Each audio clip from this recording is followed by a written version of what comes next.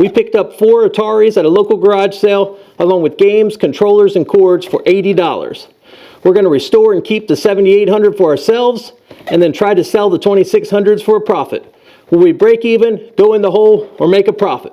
Stay tuned to find out in this episode of Flippin' Ain't Easy.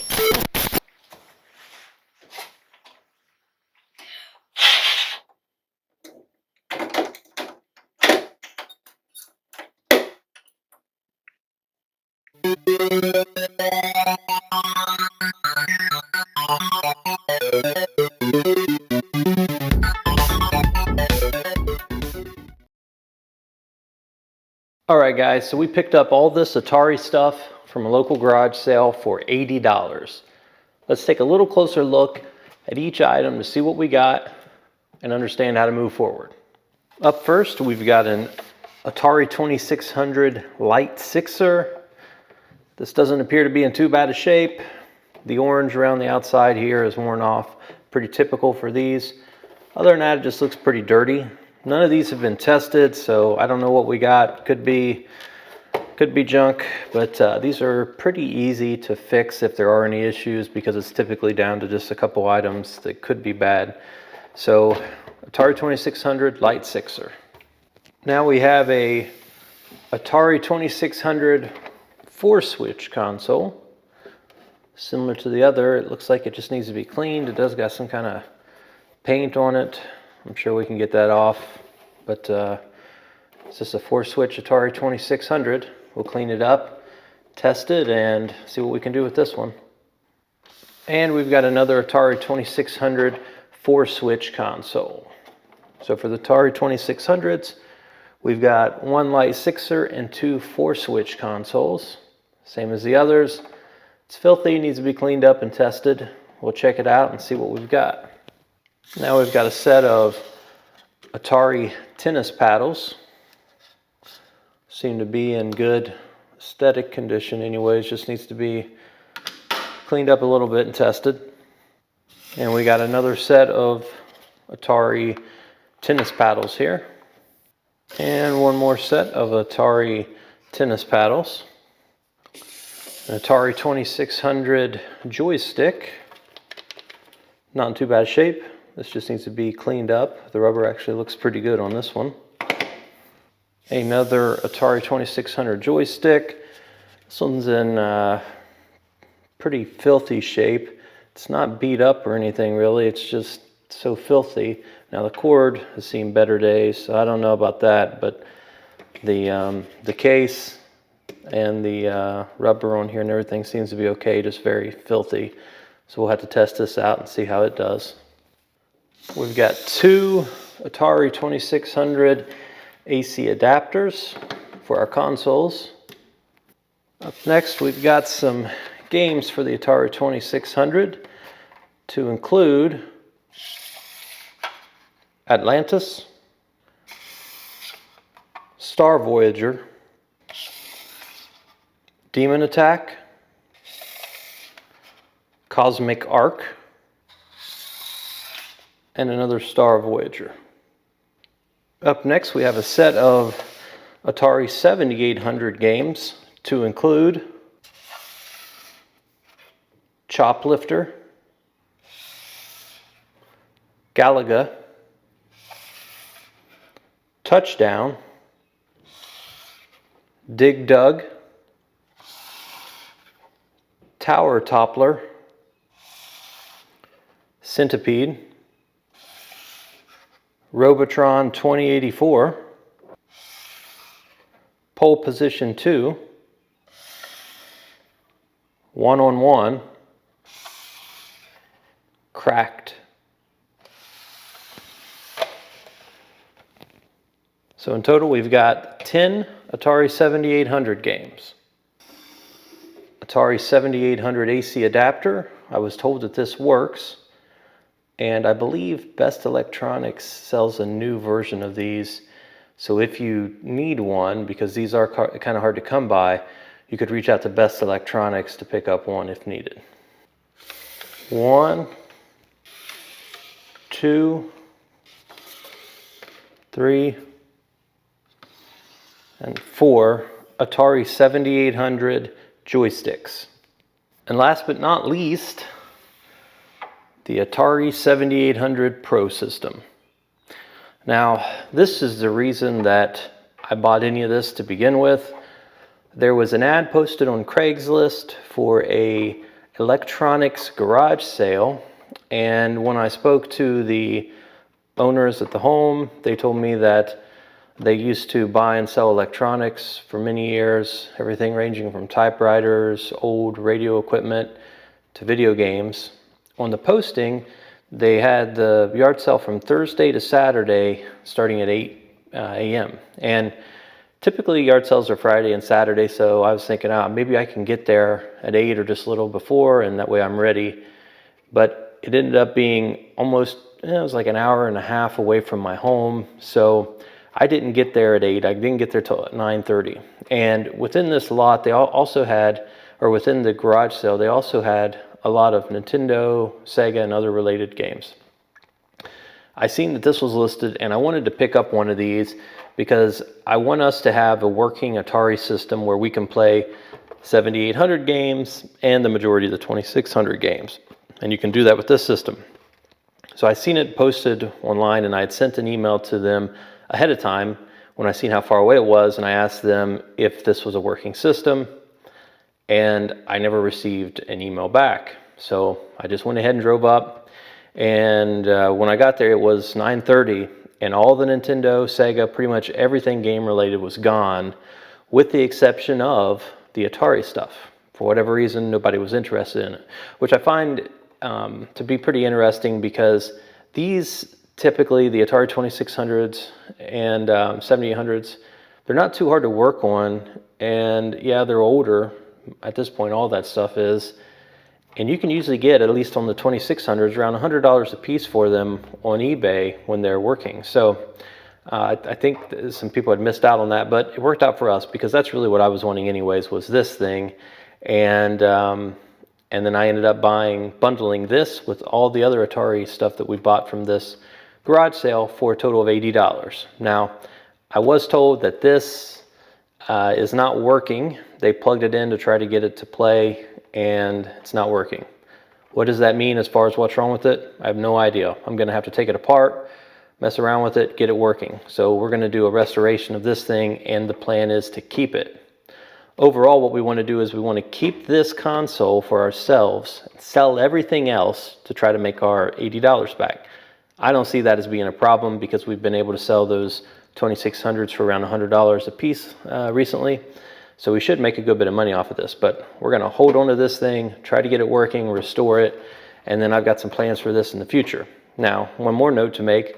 I said that they didn't respond back to me whenever I sent that email to them. Well, it happened that they did, but for whatever reason, my email sent the response from Craigslist back to my junk mail folder. And afterwards, when I was there talking to them about it, they told me, oh yeah, we responded. So then I looked when I got home on my email, and yeah, I found it in the junk mail. So just keep in mind, if you do try to do any communication via Craigslist, that the emails may get forwarded to your spam or junk mailbox. But anyhow, this is the Atari 7800. Seen better days, kind of rough, but we're gonna try to get this thing working, then restore it and keep it for ourselves. So if you've been keeping track of everything, we've got the Atari 7800, the games, the joysticks, and the AC adapter. We're going to keep all this stuff for the 7800, at least for now.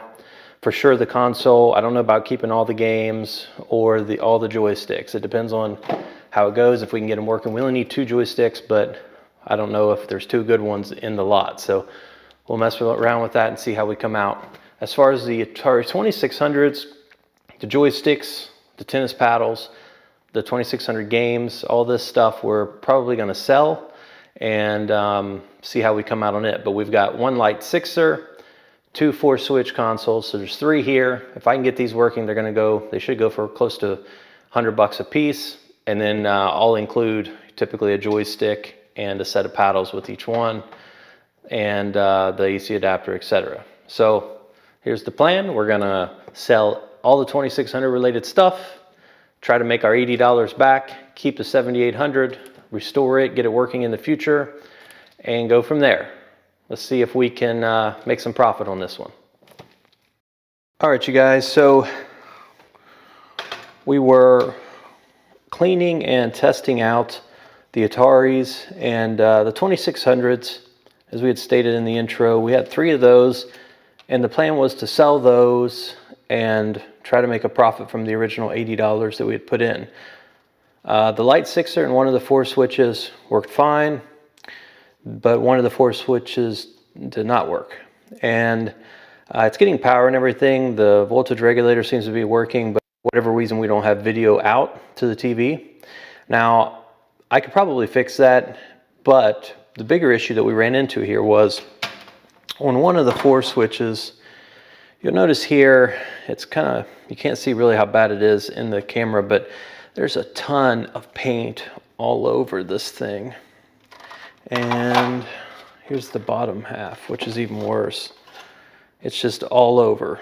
So I tried some different chemicals to remove this without tearing up the plastic, and I haven't been successful. I tried lacquer thinner, acetone, mineral spirits, different things, and it didn't work out.